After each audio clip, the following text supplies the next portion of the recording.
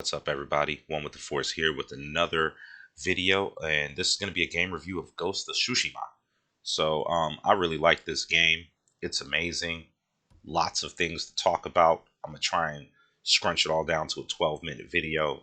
We're going to talk about armor dyes, which is what you see me kind of going through here in the background, which is the armor. Many different armors for you to look at. Many different designs. Some of them great variations from the other, and then some are kind of similar, where it's just pretty much a samurai armor with a different mask and different other things. But all in all, just love the armors, and hands down love running around pretty much in my clan armor. Now, you can upgrade these armors to do more damage, to take less damage, to hide and sneak a little bit better, as well as you can also change the color schemes. Color schemes don't matter with stealth. You could be running around in bright gold uniform and be hiding in the bushes. They're not going to see you none the same. So you don't have to worry about, oh, do I need to be in all black? No, you don't. As far as the masks go, there's tons of different masks, tons of different hats. I've even run around with a bucket on top of my head. Yeah, that's right, a straw bucket on top of my head, wearing these dudes out. So there's a lot of customization when it comes to your character, Jin. As well as you can see here, I'm about to put on one of my favorite helmets here. It's my clan's helmet, and yeah, as you can see, I've got these little yeah, that's hard right there. Yeah, that's hard right there. But anyway, so moving along to weapons. So weapons, fully upgradable, but that doesn't change the way that they look by upgrading them necessarily. Like when you first upgrade, you'll see the blade change, but since you can't see the blade in the screen, that's pretty much how that goes. Now, as far as the weapon cases, that's what you're pretty much collecting. Different weapon cases, different styles for different looks. Now, as far as charms go, that's what you see beneath me. There you go. These things just add more attributes to your character, make you more powerful, maybe kind of change your build, if you will. If you're going all stealth, you put some stealth ones in. You're going all combat, you put some combat ones in. You want a combination of that. Some long range, you can do that as well. Speaking of long range, here goes your bows. So we've got half bow, long bow. And half bow, usually, as you can tell by the stats on it, it's for quicker engagements. Probably in the middle of combat, you need to just get a dude off me, and you got a little distance between you. Pull the bow out, whoop it out, and shoot him in the face. Long bows for more of your longer engagements, or just things where you need more power to punch through armor. I'm not going to talk about the blow dart. Not going to talk about things that you throw. They're obvious. It's a blow dart. You know what I mean? Anyway, so as far as the map goes, it's pretty big, man. I think this map is almost on the level of GTA. Probably about the same. I mean, there's just tons of places to go, tons of stuff to do. I have yet to hit an edge where it's like, hey, you can't go anywhere. But I think they do that because the water surrounds an island. Clever move. But yeah, it's just really beautiful, as you can see right here, just riding around on my horse. Now, as far as tails go, so tails are pretty much like your missions. You've got main missions, main tails, side missions, side tails, and then you've got mythic missions, legendary tails. Legendary missions, mythic tails, which is what I'm talking to this guy about right here. He's about to put me on to this armor set and how to get it. So pretty much in order for you to do these things, you got to go find some musician dude. He's hiding all around in the world. He's always telling stories. You start talking to him, he's going to tell you one of these dope-ass stories, like this one. And then it pretty much puts you on the path of you finding out whether this legend is true, so on and so forth. Upon completing that, you get some cool armor, cool weapon, cool something. And as you see here, I'm about to go on this duel of the spider lilies, where I'm going to fight this straw hat guy who is actually very, very, very strong. None of these duels are going to be easy if you don't have some patience. But anyway, we'll talk about that a little bit later at the combat. So once you complete the actual tail, that's when you receive your item, or it'll tell you to go somewhere to actually pick up your item. And then you can kind of equip it and so on and so forth. Now, as far as duels, since I'm on this screen, they all start off with this real beautiful scenery. You guys are kind of standing out in the middle of somewhere. You guys are taking your positions. Everyone looks real strong. You know what I mean? Like, it's like, oh, yeah, we about to do this. And then there's this moment right here. My favorite part. Yeah, that right there. That little flip. That lets you know it's time. That's also the game ways of telling you that, you know, hey, the fight's about to start. And then it pretty much gets right into the fight. You'll see the health bar above. He'll also have a little white bar above that when he's got his guard up. And that's to let you know that, hey, you can break through that guard. If you notice in the bottom left corner, you'll see like my resolve points. I'll talk about that in a second, but that's pretty much how you're going to heal yourself. So as you see my health goes down, you see I healed myself a few times by using those bars. And then you also use your special. That also helps you use your special powers. So I got a special move. You saw me use it, and it soaked up a few of those bars. Depending on the move, depends on how many of those bars it's going to take. And here in a second, so we just whoop this dude. Yeah, parries are everything, man. They help you out greatly. Especially if you got this one charm that allows you to, after you stagger an enemy, he can't block your next 6 hits. I'm telling you, it gets real ugly when you got that thing put on. So now I just got done with that. There's a few other things that's really cool about this, such as like travel armor. So say you're looking for, oh, controller about to die. Oh, just got hit with a flaming arrow. Looks like it's going left. Just know that you don't ever have to quit out on the fight. If you see the fight's kind of going left, just heal yourself up, man, and get right back to it. Just get right back to it. There's always a way to recover. So you just see, I just terrified that guy. Stab him real quick. Now, there's different stances. Stances are quite important. Main reason for it is it depends on what enemy you're fighting. It depends on what stance you're going to take for overall. And you're going to see a few of those different ones here. This is me trying to sneak around. Caught an enemy slipping, stabbed him through a wall. I don't think it was supposed to go that way. And then walked outside, and there's another one right there. You ever like just walk out of the room, think of being stealthy, and dude's just right there? Yeah, that shit. But you'll see here, I'm using one stance to fight shielded enemies. I'm using a completely different stance to fight enemies with these damn little javelin-looking things with these spears. Yo, spear enemies are like the fucking worst.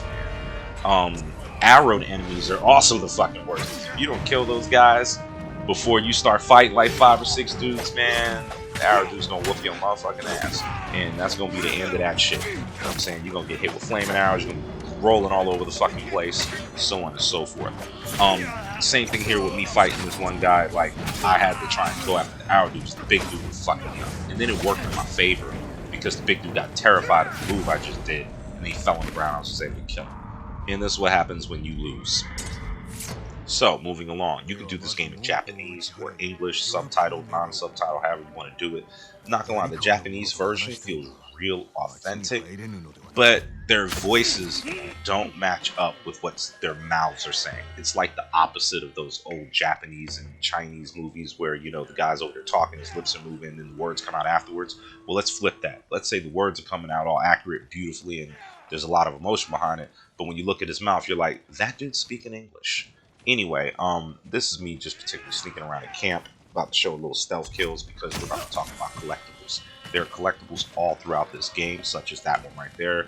It's just pretty much scrolls. You can find bowls and artifacts and kind of just get a history of what these people used to use back in that time from the Mongol standpoint. This is just me fighting a dude with a flaming sword. Don't block that shit. You'll catch on fire. As I'm pretty sure I'm about to do here in just a second. He swings that shit, hits me, and then next thing I'm on fucking fire. Yep. Oh, nope.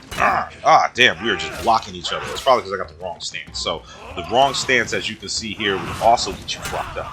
Because then you can't break through the enemy's guard, you can't break through his shit, and you gotta use the proper stance to stagger him, and then eventually you can kill him. So, moving right along into the beauty of the world. Like, let's just take a moment to honor that beauty. Yeah, this game looks great. I mean, I'm in the fog, and you can tell there's fog, but yet you can still see. Also, you saw me there collecting a flower. You need flowers for your armor color schemes. So I'm wearing the all-white Traveler outfit because the Traveler outfit allows me to discover items better. It'll start vibrating when I'm near something, and you'll see here I'm trying to figure out where it's at, even though it's obviously that damn totem there. Whatever. But that's where you actually get a... I'm about to pick up a new weapon, a weapon case from a sword. It actually turned out to be one of my favorite weapon cases for my sword. I just wanted to... It's like, yo, what is this? I'm one of those people who's always running around looking for stuff, so... Like, the game says go left, I'll go right first, then go left. And then I'll walk up here, it says to bow, so I bow. And maybe I'm not close enough, let's go a little closer. And let's bow properly. There we go. And then now I feel comfortable with picking up my sword. Did any of that matter? Fuck no. Should have just went over and picked it up. But the Breath of Haki, one of my favorite swords. So anyway, moving along. So let's talk about some more combat, because this is pretty much where the fun and the difficulty of the game are going to come into play. So if you're playing on hard, then there's no HUD. The only thing you're going to see at the top is that little mission shit right there in the top left corner, occasionally popping up. Your health in the bottom left corner, occasionally when you're using it or getting hit. But for the most part, if you notice, all you see is just straight sword play all up and down. So this is me where I believe I lost the standoff fight, and then I just pretty much killed everybody anyway. So don't be afraid if you lose your standoff. Like the initial swing doesn't go your way. I'll show you some that go all my way at the end of the video. This is just me, you know, kind of running around a little bit. But here's another standoff. This is how it starts. Hand on sword. Now, he's going to rush me.